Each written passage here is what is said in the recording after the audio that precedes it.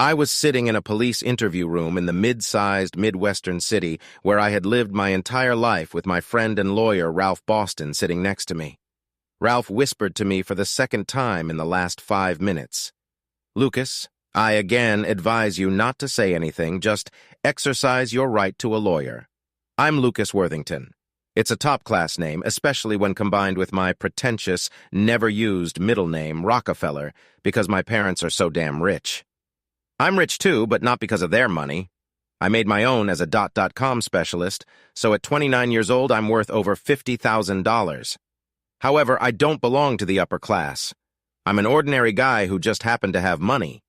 I drink beer, play basketball, sit in the stands at baseball games, start brawls and fights, and spend at least 40 hours a week doing volunteer work, mostly, but not exclusively, for a charity I set up for disadvantaged children in the poor areas of my city.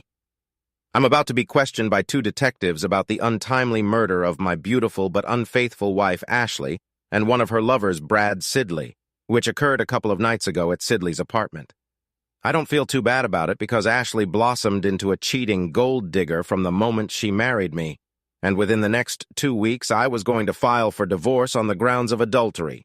As for Brad Sidley, he was a total jerk who I beat the crap out of twice, not because of Ashley, but simply because he was a loud-mouthed braggart who told me the wrong things at the wrong time. An experienced detective, Roy Benson, entered the room. He was followed by a newcomer, Detective Will Watson. Although Watson had already been a police officer for several years, how Watson was promoted to detective, I have no idea. He looks good and is a real talker, which some people find charming, but in my opinion he is dumb as a plug. My eyebrows raised and I smiled inwardly. As I understand it, you are ready to talk to us, Lucas, despite the presence of a spokesman for your interests.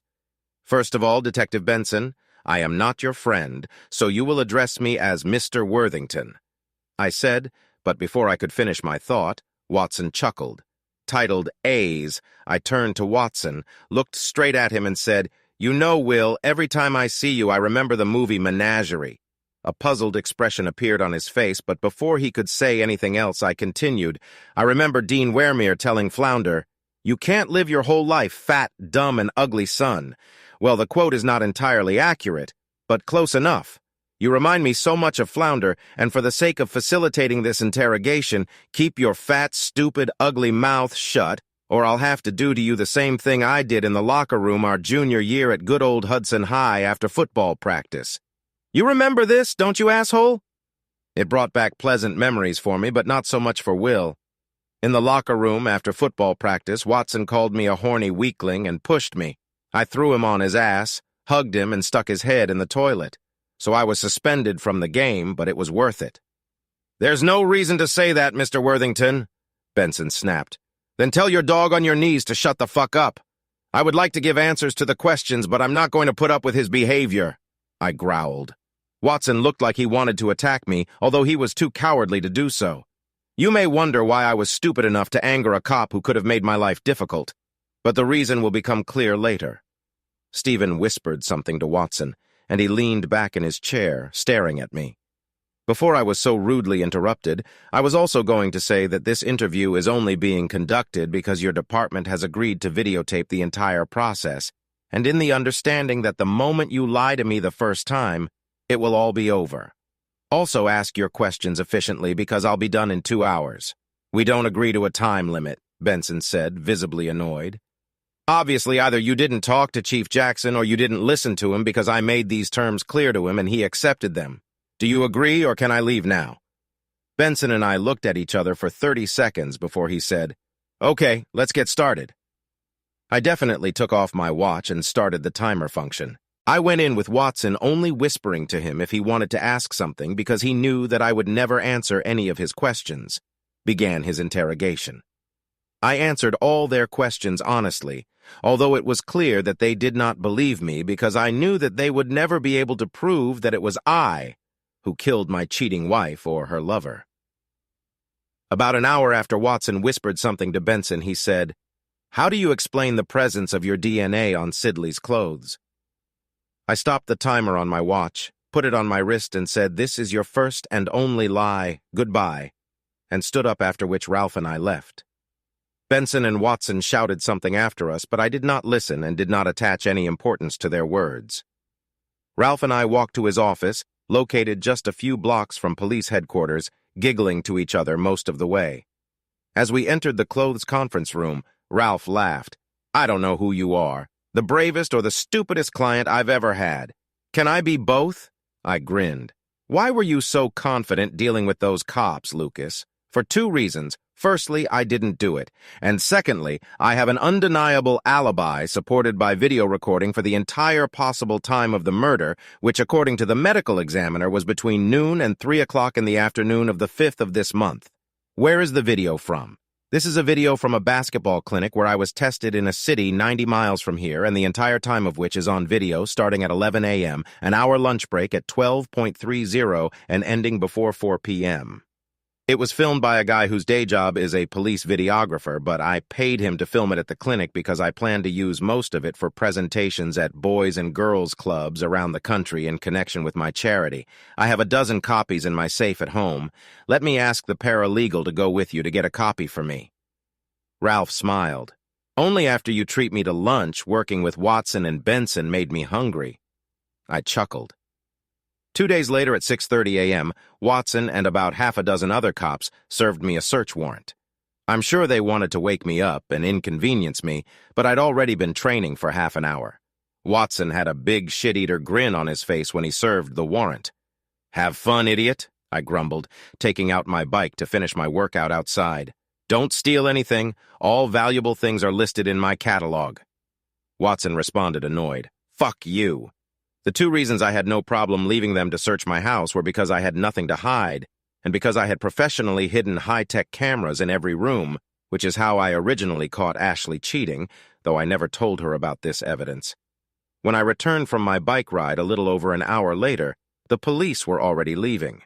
Watson saw me and with a wide grin handed me a bag of evidence, which, as it turned out, contained a gun.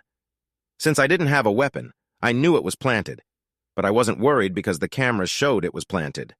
After checking the cameras, which took about an hour, I immediately called Ralph and brought him up to date. In 2 days, they were going to arrest me. Ralph's friend at the police station alerted him, and he and I showed up at the station just as the task force was about to move out to arrest me at my charity in the most public manner, having already arranged for the presence of 2 local television stations. They were very angry that I stole their glory. I just smiled. Ralph had already petitioned the fairest judge in the local court for a bail hearing the next morning. I spent only 1 night in prison. Those bastards put me in a cell with a real scumbag named Melvin Brixey, with whom I'm sure they agreed to beat me up. This also didn't work for 2 reasons. I caught Melvin off guard by telling him as soon as I walked into the cell that I knew the cops had promised him something if he beat me up. After that, I immediately told him that I was rich, and that I was not a failure myself. And if he testified in my favor, then I would pay for the services of the best criminal lawyer in the area who would take his case. And if he didn't like that deal, then he will be surprised by my physical reaction and that I will not stop until one of us dies. Given his size and background, Melvin would have ended up beating me to a pulp, but he immediately liked me for my aggressive approach. When Ralph met with me the next day at my bail hearing, I told him that I was paying for Melvin's defense and asked his senior partner, a criminal defense lawyer, to meet with Melvin that same day. In parting, I shook Melvin's hand, and the 2 jailers who accompanied me looked at us with their mouths agape. The DA himself was present at the bail hearing. It was an election year. This is a complete asshole who dealt with my father when he was in private practice and got what he deserved. He treated the case as a high-profile one to ensure his re-election. He made very disparaging comments about me, which made me very angry. Luckily, Ralph has a much cooler head than I do, so he tempered the DA's arguments with logic instead of calling him the asshole that he was. Ralph also pointed out the disruption to my charity work that would occur if I was sent to prison, and that I was clearly not a flight risk. I was released on $2,000 cash bail and forced to hand over my passport, but without a wrist monitor. When I returned to Ralph's office, we had worked out our strategy in just over 2 hours. When we finished, we grinned. He immediately had his technical expert review the DVD of my alibi that I had given him. We put the relevant scenes from my home cameras during the police search into an easy-to-display format, and Ralph began contacting the alibi witnesses to tell them to cooperate less with the police. However, the first thing Ralph did was file a notice with the court that we were exercising our right under state and local law to have a trial within 90 days of my arrest, which was infinitely faster than the prosecutor and the court were accustomed to. Most criminal defendants, especially if they are out on bail, want to drag out the process as long as possible. Also, unlike most of the accused, I did not avoid the media, gave interviews to every reporter who asked for it. Radio, television, newspapers, social media, whatever. In every interview, I called the district attorney an idiot who was incompetent and should be removed in the next election, and the police detectives handling my case as corrupt and ineffective. While praising the rest of the police force, I know for a fact that I angered a lot of people. That was my intention. The prosecutor appointed female prosecutor Suzanne Carnet to lead the case. She was young but already experienced, although she had just transferred to his office from a larger city after a messy divorce that I found out about when I found her on the internet. She was only 30, only a year older than me, and judging by the photographs, she was simply stunning. Although she was clearly intelligent and competent, having less than 90 days to prepare a case when she had other responsibilities and was in a new work environment was very difficult for her. So after she had the case for about 2 weeks, she asked for a plea conference with Ralph and me. We only agreed because I wanted to meet her. We went to her office where she was waiting with 2 assistant prosecutors, Benson, Watson, and an attractive, if strangely dressed young woman whose title was unknown to me and who was not introduced to us. Ralph and I were polite, but we didn't say much. Carnet listed the highlights of her case. The murder weapon, a .380 caliber pistol, was found in my home during a search and was positively identified by ballistics, and my DNA was also found on it. The video of my alibi ends at 1:50 p.m., giving me enough time to commit the murder by 3 WRPM, according to the medical examiner. I had a strong motive because Sidley and Ashley were having an affair, and getting rid of her was cheaper than divorcing her. And my history of quarrels with Sidley in the past, where she claimed Sidley had gotten the best of me, is clearly not true. But the source of this information was a friend of mine who, although not lying, reported it incorrectly. However, due to her generosity, she agreed to find me guilty of first-degree manslaughter with a sentence of 8 to 15 years in prison. As previously agreed during her speech, Ralph and I simply smiled. This seemed to unnerve everyone on her part. When she finished, I said, "Miss Carnet, could we meet with you individually without strangers?" This completely stunned her entire team. "I can't do this. It is unethical to speak to you alone while being represented by an attorney." "Actually, Miss Carnet," Ralph smiled, "since both Mr. Worthington and I fully agree, there is no ethical problem, and we will both sign a statement to that effect." After a minute of awkward back and forth, I chuckled and said, "Please call your secretary. Dictate this statement to her or him, and ask him or her to bring it here for me and Ralph to sign." Suzanne called her secretary, dictated what she wanted, and while we waited for the document, I engaged Suzanne in the most pleasant, non-legal conversation I could manage, smiling at her constantly. Less than 5 minutes later, her secretary, a man, came in with a document. After a quick look, Ralph and I signed it. The secretary and one of the assistant prosecutors witnessed our signatures, and the secretary left to make copies for us. After that, everyone left the room except me and Suzanne. As soon as the door closed, I began, "Suzanne, since you are relatively new here, I want to tell you some things that you may not know. Detective Watson is corrupt, and your boss, the district attorney, is incompetent. If you continue this case, both the police and your office will be completely disgraced. So disgraced that it will be difficult to recover from it. Others who work with you do not have your best interests at heart. Do you have something specific that you want to tell me?" She pouted. "No, I will leave this for the court if you decide to continue. Just a warning that nothing is as it seems, and you should take a closer look at the discovery of the gun and my alibi. I don't want you personally to get it for this. If you do not investigate further, I suggest you ask the district attorney to reassign the case." "Why do you care?" She pouted again. "Because I like you, and I'm looking for a new relationship since my cheating wife has passed away and would like to get to know you better. I answered with a smile. Obviously, Suzanne was stunned because she just stared at me with her mouth open for 2 whole minutes. Finally, she regained the ability to speak and asked, "Are you serious, or is this some kind of trick? I'll tell you how serious I am. I know that your favorite artist is Bon Jovi, and on my iPhone I will buy you and me 2 front-row tickets to his show in New York from a friend of mine for his next concert in exactly 123 days, and I invite you to come with me." I smiled, taking out my iPhone. After another long pause, she said, "You are crazy. Just tell me whether or not you accept my plea deal, which expires after today. Miss Carney, I'm sorry if I upset you. Perhaps after finding me not guilty, you will change your mind and I will be as kind to you as I can. However, to answer your question, I reject your offer and any future plea bargains because I am innocent." At this moment, while she was still in a semi-shocked state, I quickly took her hand, kissed it, and left the room.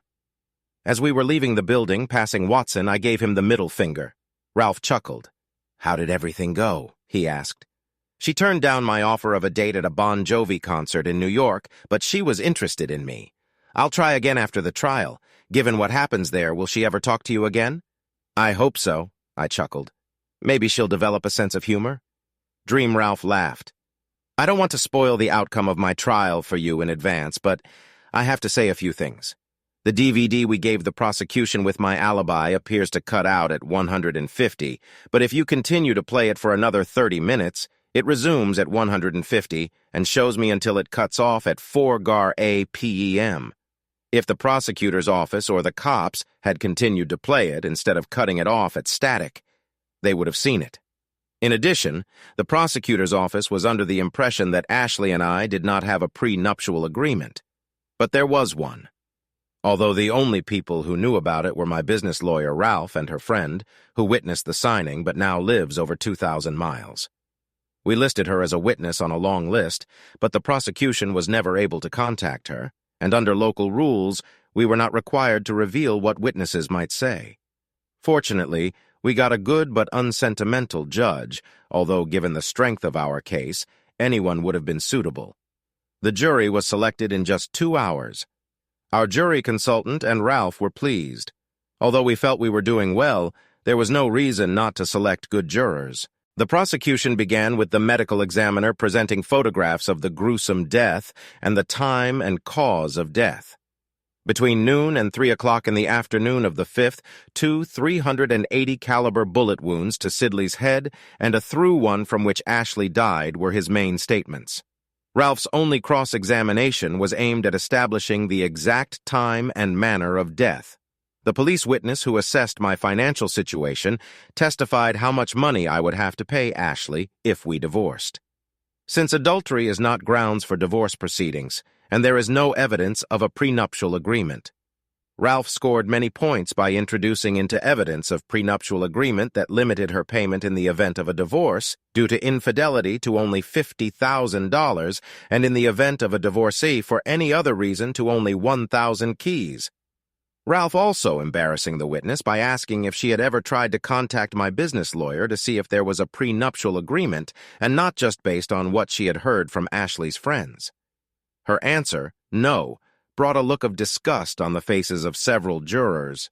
Suzanne then called a ballistics expert who positively identified the 380 caliber pistol found in my home as the murder weapon and a DNA expert who testified that my DNA was on the weapon.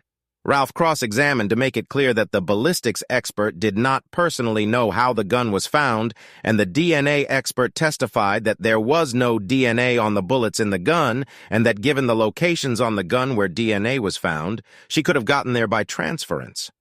Up until this point, Suzanne seemed confident she got her first real indication that her case was falling apart when she called her star witness, Detective Will Watson. Watson testified about the search warrant from my home, how, within 30 minutes, Corporal Cheryl Billings, one of the officers conducting the search, found the gun, called Detective Watson, picked it up in his gloved hands, and put it in an evidence bag while Detective Watson looked at it. His testimony only took about 20 minutes. When Ralph stood up for cross-examination, he held in his hand the remote control for the courtroom's large screen projector. "Detective Watson, what were you wearing on the day of the search?" asked Ralph. I don't remember. Ralph showed a photo taken outside my house with all sorts of police officers around, taken by a camera on the front door, which showed him wearing dark blue trousers, a light blue long-sleeve shirt, a distinctive red and yellow tie, black dress shoes, and a tweed of sports jacket that seemed bulky. Is this a photograph of you on the day of the search, showing your clothes? Yes, it seems like that, Watson replied. I didn't ask you if it was similar, whether your clothes on the day of the search are shown in this photo or not. If necessary, we can call Corporal Billings or other officers to testify. Ralph growled with hostility. Yes, this is exactly how I was dressed on the day of the search. How often do you wear this tie? It's not often, actually. It's a new tie, and since it was an important day, I decided to wear it, Watson replied. Have you ever been to Mr. Worthington's house before the day of the search?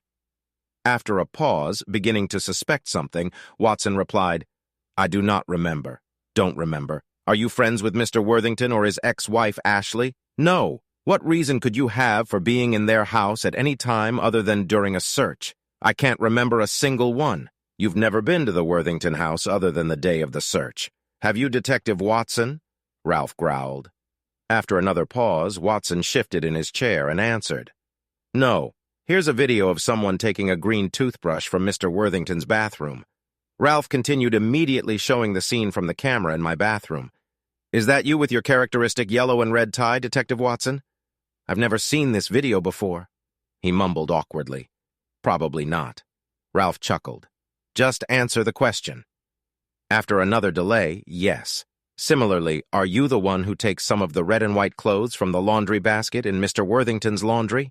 Another delay. Yes. Did you take the gun out from under your tweed jacket in Mr. Worthington's closet, rubbed it with the green bristles of a toothbrush, then rubbed it on your red and white shirt, and then put it in the top drawer of the closet near the window in Mr. Worthington's closet? A shocked Watson stared silently at the screen as the video was played 3 times in a row. I claimed the Fifth Amendment, he said breathlessly. Did you have an affair with Mr. Worthington's wife, Ashley? A shocked Watson muttered so quietly that the court reporter asked him to speak up. I insist on the Fifth Amendment. Here's a video taken 2 weeks before the murder of you and Ashley having sex in one of Mr. Worthington's guest bedrooms. After visually showing the sex tape for 15 seconds, the judge said, You can turn off the video, Mr. Boston. We get the point. Answer the question, Detective Watson. He muttered, I claim the Fifth Amendment. There are no more questions, Ralph declared. The entire courtroom stared at Susanna as she slowly stood up. Your Honor, can we take a break? You definitely need him, Miss Carney. We'll meet in 2 hours, the judge said, and then banged her gavel. All the jurors either smiled or shook their heads. Detective Benson was in the courtroom. I approached him and asked, Are you going to arrest Watson now? He had a glazed expression on his face, but he answered, I don't have a warrant, but there are sufficient grounds for charges, if not of murder, then at least of tampering with evidence, I answered. Murder? He gasped. Who the hell do you think killed Ashley and Sidley? This is the guy who planted the murder weapon. Take courage, Benson, and arrest him, I growled. To my surprise, Benson nodded to the bailiff and the two of them placed Watson under arrest. While we were having lunch, Suzanne called Ralph. She wanted to meet. We expected her to say she was withdrawing from the case. To our surprise, she said instead, I talked to the district attorney and he said we'll accept a guilty plea to second-degree manslaughter, just 2 years in prison. Outraged, I shouted, Are you telling me that the asshole Watson who killed my wife will only get 2 years? Suzanne, who had the decency to look embarrassed, replied, No, I'm offering this plea agreement to you because we believe you likely had some kind of relationship with Watson. I was speechless. I came at her with such an angry tirade that she looked scared to death. And it was only because Ralph had the strength and size to hold me back that I didn't hit her in the face. I would never have hurt her, but outwardly I was angry more than ever. As we ran out of the conference room, I shouted, Fuck you, bitch! Ralph thwarted my anger when, as he led me away, he whispered, Does that mean you won't take her to the Bon Jovi concert in New York? I stared at him for a few seconds, still burning with anger, and then burst out laughing. When we reconvened after a 2-hour delay, the judge called the lawyers to the stand. They were talking animatedly. When Ralph returned, I asked him what was the matter. He said the judge assumed that Suzanne would throw out the lawsuit prejudice. When she refused, the judge reprimanded her, but she did not budge, saying that the prosecutor wanted her to continue. I chuckled. After Suzanne called as her next witness, the guy she believed told the detectives that Sidley beat me up, giving me a motive to kill him. She realized that everything was going to hell when, during direct interrogation, Ralph didn't even have to conduct cross. He said Detective Watson must have misunderstood me. I told him that, although Sidley instigated the fight and hit Lucas first, Lucas cleaned his face. Sidley spent the night in hospital. Suzanne then called the videographer about recording my alibi. After clarifying that he was the official videographer for the police department of the city where my basketball clinic is located, she asked, "Did you review the video recording you made, which is State Exhibit number 14? Yes.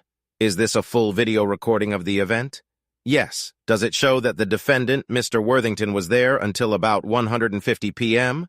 No, it shows that he was there until about 4 p.m., and even then we talked to him until about 4:30 p.m. when he left to drive the 90 miles back home." "What?" the prosecutor said in surprise. "I watched the DVD and it stopped at 13:50, and after that it was just static. You obviously didn't view the interference, and I have no idea how it ended up on your copy of the DVD. If you do this, you will see that it lasts up to 4 hours. Suzanne gave the witness a remote control. He fast-forwarded through the static, showing the rest of the video, and she stopped him as he fast-forwarded to 3 o'clock, then sat down. Ralph had the witness fast-forward to the end. The DVD showed 16:01. Then the videographer confirmed that he saw me with his own eyes at the event from approximately 11 a.m. to 16:30 p.m. Suzanne said, with the look of a corner dog, "The prosecution has everything." Typically at this point, the judge will dismiss the jury and the defense will file a trivial motion for a verdict. The judge did not bother herself with this. She asked, "Mr. Boston, do you have a proposal?" "Yes, Your Honor, I am asking for a verdict of not guilty. I have permission," she said, banging her gavel. "Miss Carney, I'm waiting for you in my room. The jury is out with my thanks." After that, the press was hungry for interviews. On the steps of the courthouse, Ralph first ranted about how the prosecution had done me a terrible service, and that he knew all along what the outcome of the case would be, and if the police and the prosecution had been honest, the case would never have been brought. He was a little careful with his words. I wasn't. After talking to Ralph, I told him that anyone who would vote for a crooked DA in the upcoming election was a fool, that Watson was the killer, and that the police should do their own investigation. I also said I would file a lawsuit against the DA for false prosecution. Another lawyer from Ralph's firm filed suit the next day, naming the district attorney Suzanne, whom I considered a heartless fool, and Detective Watson as defendants. Local media blew up the story. The district attorney and chief of police were in hiding. 3 days after the charges were dropped, as I was finishing up work at my charity, having just run an after-school program for disadvantaged girls and boys, a young woman approached me. I vaguely recognized her. "Mr. Worthington, I'm Shirley Williams," she said, holding out her hand. I shook it and then said, "I think I've seen you before, but I can't admit it." "Yes, although we were not introduced to each other. I sat in the courtroom when you had your first plea negotiations with Miss Carney, and I was present at your trial. Now everything has fallen into place, although her dress was skimpy, and she wore what appeared to be deliberately ugly glasses. I had initially noticed that she was attractive, and now facing me, she looked even better. "What do you have to do with my business?" I asked, holding her hand a little longer than was necessary or appropriate. "I am an intern, fresh out of law school, and an observer. My internship ends next week. Miss Carney was too embarrassed to come to you herself, so she asked me to come talk to you," Shirley continued. "Let's go to my office," I smiled, making small talk with her as we walked a couple 100 meters to my office building from the recreation center, where I was holding an after-school program. When we entered my office, I invited her to sit down. She looked around.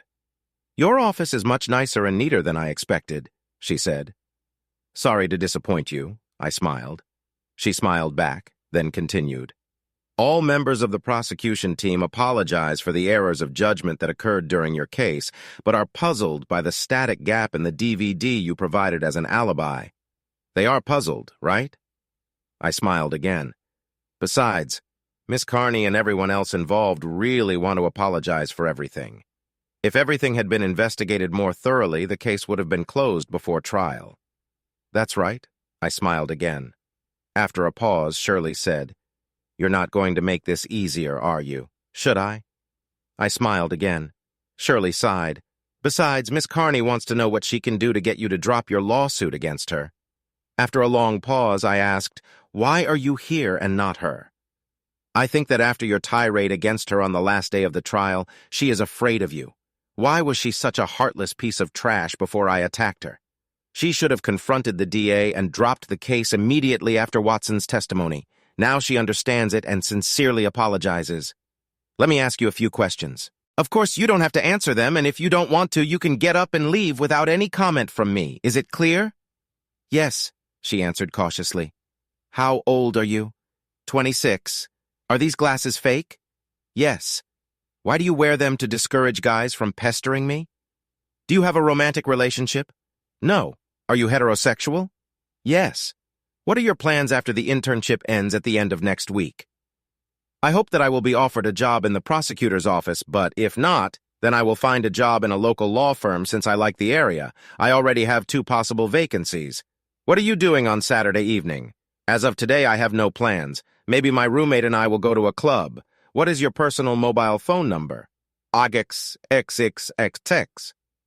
All my questions and all her answers were asked completely, dispassionately, without emotions or facial expressions.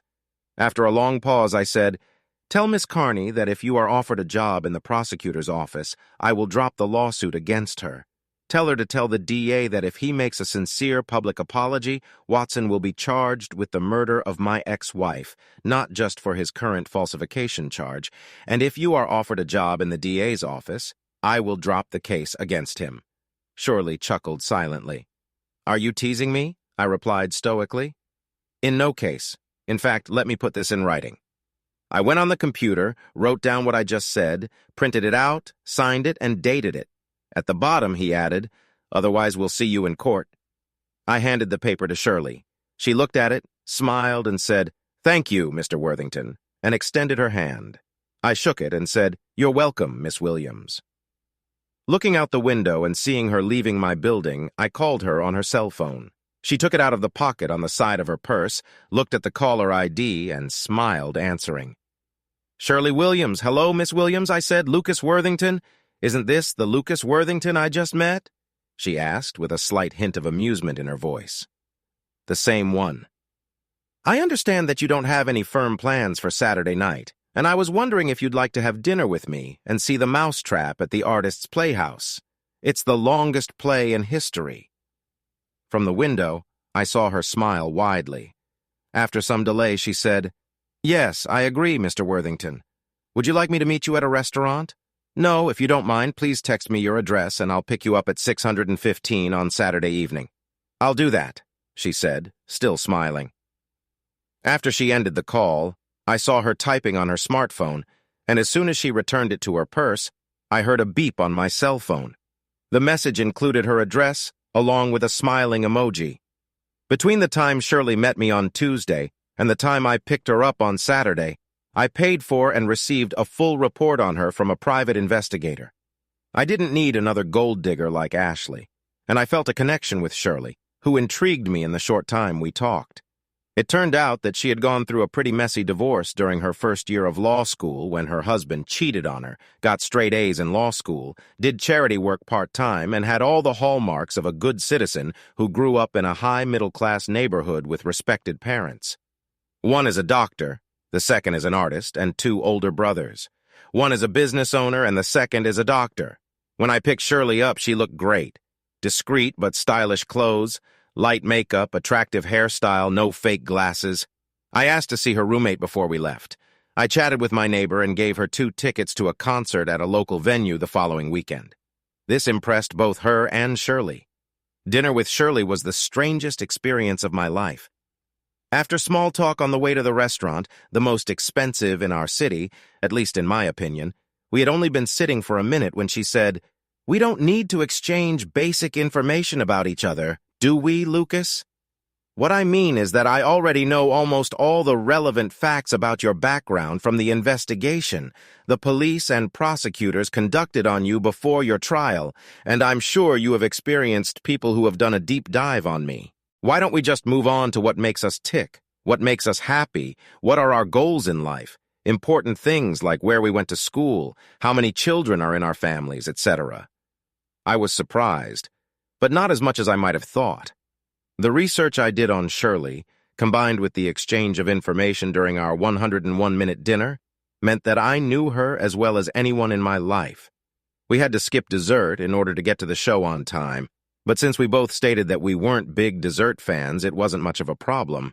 The Mozzo Trap is an Agatha Christie comedic, murder mystery with a resolution at the end.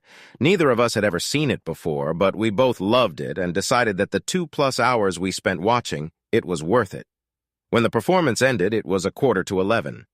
Shirley became more and more comfortable with skin-to-skin contact, and I became more and more appreciative of her body and personality. When we got to my car, I asked, "Would you like to go to a club or do something else? The evening is not too late for us 20-year-olds.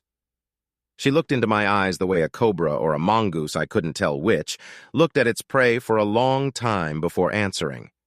Her answer, a question really, was the most surprising part of an amazing evening. After a deep breath, she asked, "Have you ever had sex on the first date?" It took me a while to realize the question, but I didn't ask her to repeat it. My measured answer was, "No, why are you asking?" Well, we know each other as well as people who have been meeting every weekend for months. The only thing we don't know about each other is how compatible we are between the sheets or on the kitchen table or in the pool, or you get the idea. I feel a strong sexual attraction to you. If you feel the same way about me, let's make this the first night for both of us, she said stoically, and then smiled widely. I moved closer to her, hugged her, and gave her a series of short kisses with increasing passion. The last one wasn't short. It lasted a good 2 minutes and cemented in my mind that she was a great kisser and a very warm person. When we broke the kiss, I asked, "Would you like to see my engravings?" She laughed and replied, "Let's only stupid people get into an intense relationship right after they've just gotten rid of a cheating spouse, surely through divorce, me through murder.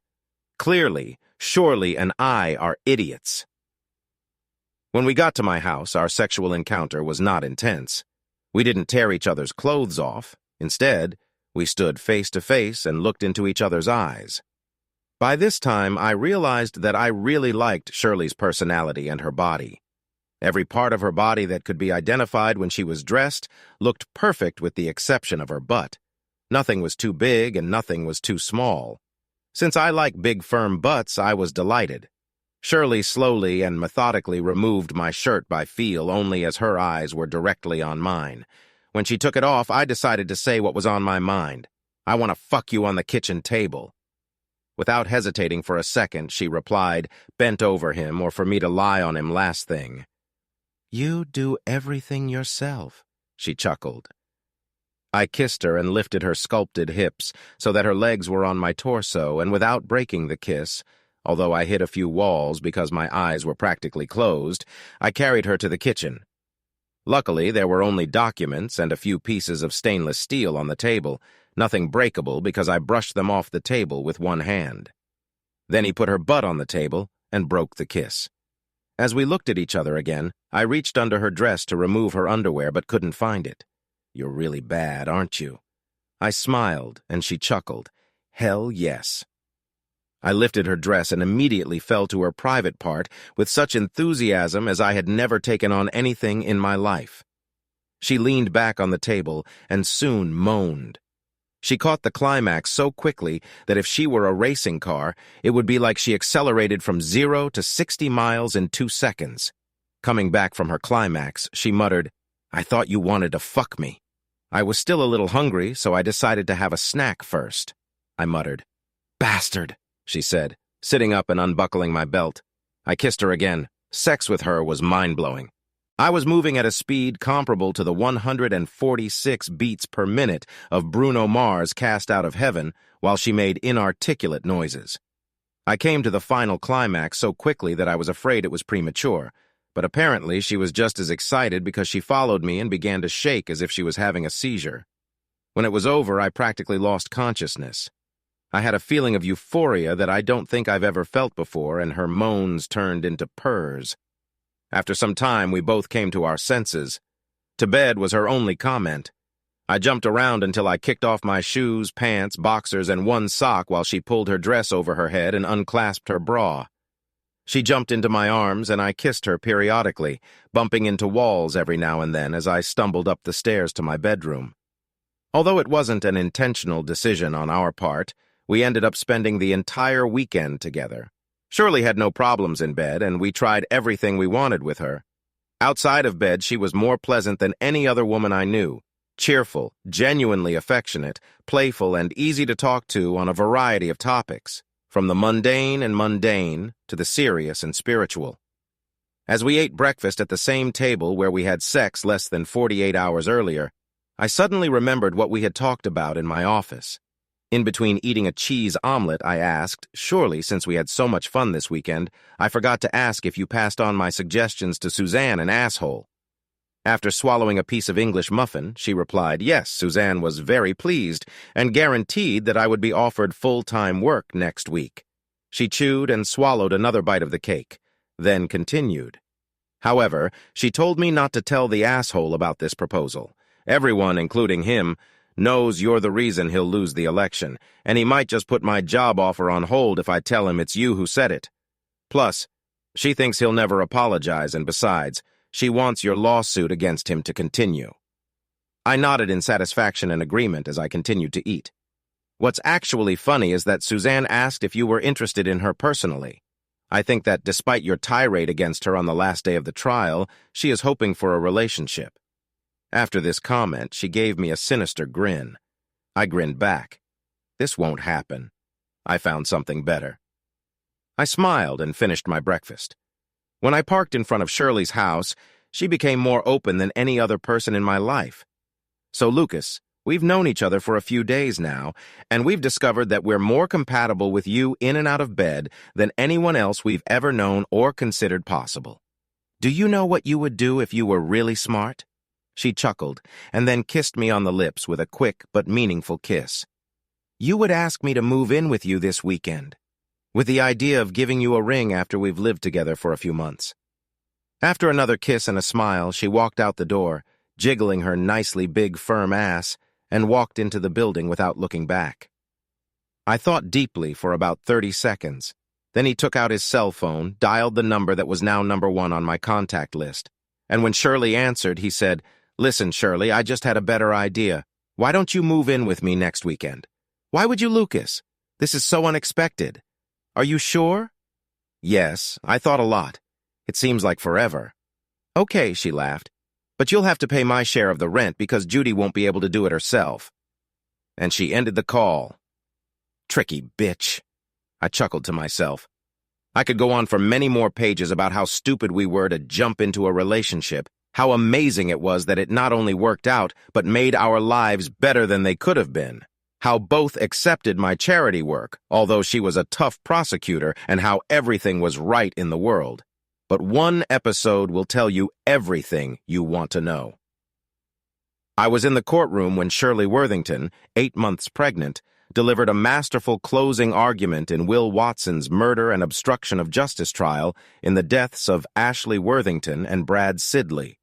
In her final statement, she convinced everyone that Watson was in love with Ashley, was outraged that she was having an affair with Sidley, and decided to kill Sidley in order to get her under his control and frame me. Unfortunately, he was careless when shooting Sidley, and one bullet passed through him and into Ashley, killing her. As the jury left the courtroom, I gave Shirley a big hug and kiss and gently rubbed her belly, telling her how proud I was of her. By the time we returned from afternoon tea, no more than an hour had passed since the jury began deliberating. She had received word that the jury had reached a verdict. After the sergeant major said, guilty on all counts, I waited while Shirley accepted congratulations from everyone around here, even from opposite counsel. When it was my turn to congratulate me, I whispered in her ear, Tonight I'll give you a nice bubble bath. I'll have your favorite food delivered from the most expensive Italian restaurant in town. I'll give you a foot massage and then we'll have sex. Shirley smiled, kissed me, and said, Sounds like a good plan. At least now that you have me, you won't be able to get me pregnant. Subscribe to our channel so that your second chaff doesn't cheat on you, and go ahead and listen to the next story, because this story is nothing compared to the next one. If you're under 18, don't even think about listening to the next one.